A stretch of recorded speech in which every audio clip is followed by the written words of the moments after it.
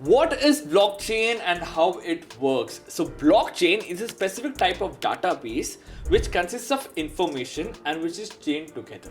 Now, if you want to understand better, let's go in a very simple route. Blockchain दो शब्दों का है, एक है ब्लॉक और एक चेन. ठीक है. नाउ ब्लॉक में क्या होगा, हर एक ब्लॉक में इंफॉर्मेशन होगा और वो हर एक ब्लॉक प्रीवियस ब्लॉक से चेंड होगा. सो अगर ब्लॉक नंबर 8 चल रहा है, सो ब्लॉक नंबर 8 में ट्रांजैक्शन डिटेल्स आएंगी एंड जो ब्लॉक नंबर 8 है जब वो सील हो जाएगा वो ब्लॉक नंबर 7 से अटैच हो जाएगा. एंड ये जो ब्लॉकचेन है इसको हम लोग इम्यूटेबल होता है. Immutable means you can not change any data in these blocks, because if you want to change block number 8 you'll have to change block number 7. If you want to change block number 7 you'll have to change 6 5 4 3 2 1. And जो first block created था उसको genesis block बोलते हैं. अगर आपको blockchain में एक चीज चेंज करनी है तो आपको पूरा ब्लॉक चेन चेंज करना पड़ेगा, आपको पूरा सारे ब्लॉक्स चेंज करने पड़ेगा. ठीक है. So that's one of the reasons blockchain is considered as immutable and all these blocks are chain together.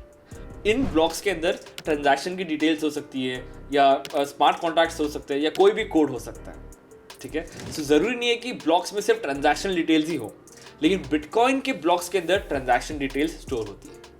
I hope you understood the definition of blockchain. If you want I will give you a theoretical knowledge also. So blockchain is a specific type of database, as I already told you, that consists of blocks with information and chained together. As new data comes in it, it is entered into a fresh block. Once the block is filled with data, it is chained onto the previous block, which makes the data chained together in chronological order. ठीक है. 1 2 3 4 5 6 7 8 9 10 ऐसे order में होगा. ठीक है. ऐसे नहीं होगा कि 1 2 3 बाद में 7 8 9. नहीं. Different types of information can be stored on a blockchain, but the most common use so far has been ledger of transaction. ठीक है. जो बिटकॉइन का जो ब्लॉक्स है उसमें लेजर होगा ट्रांजैक्शन का. लेजर का मतलब क्या है, डिटेल्स होंगी ट्रांजैक्शन की. Right? Decentralized blockchains are immutable, which means the data entered is irreversible.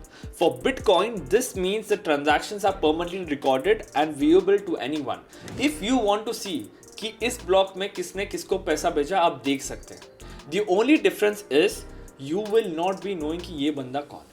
So in Bitcoin, you can see the sender's address and the receiver's address. For example, अभी UPI होता है, right? अभी हमारे UPI में या तो phone number होता है या तो कुछ नाम होता है. So that is the sender's ID or the receiver's ID. But in crypto and in blockchain, the sender ID and receiver ID, it is a alphanumeric line.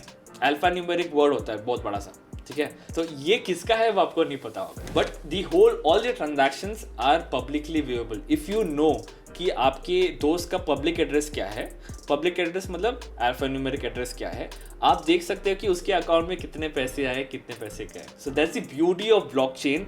And now I will give you a very easy example. Let's consider blockchain as a spreadsheet. ठीक है. एक Google sheet है. ठीक है. जहाँ पे हर एक entry बनी हुई है. यहाँ पे आप देख सकते हैं column A B C D बनाया हुआ है. यहाँ पे जो फर्स्ट ब्लॉक है उसको जेनेसिस ब्लॉक बोलते हैं. ब्लॉक नंबर 2 के अंदर ट्रांजैक्शन डिटेल्स है, टाइम स्टैम्प है ये कि कब ये ब्लॉक जनरेट हुआ था, एंड हैश है. Hash is an identifier. Right. Now you को सी कि ब्लॉक नंबर 1 से लेके ब्लॉक नंबर 8 तक हमने लिखा हुआ है. ट्रांजैक्शन डिटेल्स है उसमें, टाइम स्टैम्प है और हैश है. नाउ अगर आप ब्लॉक नंबर 3 पे आते हैं तो आप देख सकते हैं कि उसकी हैश आईडी है XXX2. नाउ ये XXX2 की जो हैश आईडी है वो कैसे बनती है, वो उसके प्रीवियस ब्लॉक वाले हैश से बनती है. मतलब ये XX2 जनरेट होती है XXX1 से. सिमिलरली जो ब्लॉक 4 का हैश आईडी है that is XXX3, that is being generated by the block number 3. XXX2 से वो जनरेट हो रहा है. सो अगर आप कोई भी ब्लॉक चेंज करते हैं, एक तो उसमें आइडेंटिफायर लगा हुआ है हैश. ठीक है. हैश अगर चेंज होगा तो प्रीवियस ब्लॉक को चेंज करना पड़ेगा. राइट. प्रीवियस ब्लॉक चेंज होगा तो ऊपर वाला ब्लॉक चेंज होगा, ऊपर वाला ब्लॉक चेंज होगा तो ऊपर वाला ब्लॉक चेंज होगा. तो जेनेसिस ब्लॉक तक आपको चेंज करना पड़ेगा. प्लस टाइम स्टैम्प्स लगे हुए हैं. राइट. टाइम स्टैम्प से भी पता चल जाता है कि ये ब्लॉक पहले जनरेटेड है कि ये ब्लॉक बाद में जनरेटेड है. नाउ ये जो स्प्रेडशीट है, इस spreadsheet is visible to everyone. Right. अगर मैं इसको व्यू एक्सेस सबको दे देता तो आप व्यू कर सकते हो. एंड इस स्प्रेडशीट में सिर्फ क्रोनोलॉजिकल ऑर्डर में हम लोग डाटा डाल सकते हैं.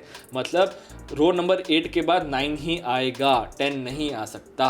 11 ही आएगा 10 के बाद, 12 ही आएगा, 13 ही आएगा. I hope you are understanding कि ब्लॉकचेन क्या है. स्प्रेडशीट है बॉस. जिसके अंदर इन्फॉर्मेशन डाल के रखा हुआ है और व्यू एक्सेस सबको दिया हुआ है। व्यू एक्सेस उसके पास है जो इसको व्यू करना चाहता है। एडिट नहीं कर सकते हो, एडिट करना है तो आपको पूरा कंट्रोल लेना पड़ेगा ब्लॉकचेन का, जिसकी वजह से आपको बहुत ज्यादा कंप्यूटेशनल पावर की जरूरत होगी। इस दुनिया में जितने कंप्यूटर्स हैं उन सबका पावर अगर आप छीन लेंगे तब जाके आप चेंज कर पाएंगे बिटकॉइन को।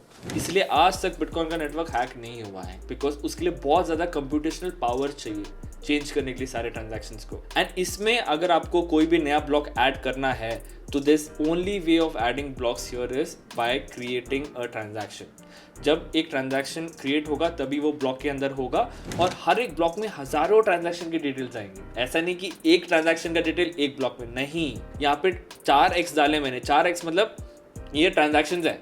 यहाँ पे मेरे लिए मैंने 4 डाली है, लेकिन ये हजारों एक्स हो सकते हैं। Every x is a transaction. How does transactions work? So let's look at this diagram. Here you could see whenever a new transaction is entered, it is broadcasted to a network of computers which are scattered around the world. जब भी आप एक transaction भेजते हैं तो ये transaction की details सारे नोड्स में जाती है। नोड्स क्या है? बेसिकली लोग हैं जिन लोगों ने बिटकॉइन का सर्वर डाउनलोड करके रखा है। सो बेसिकली जब भी आप ट्रांजैक्शन बनाते हैं वो इन सारे नोड्स के पास जाता है। This network of computers then solve equations to confirm the validity of the transaction.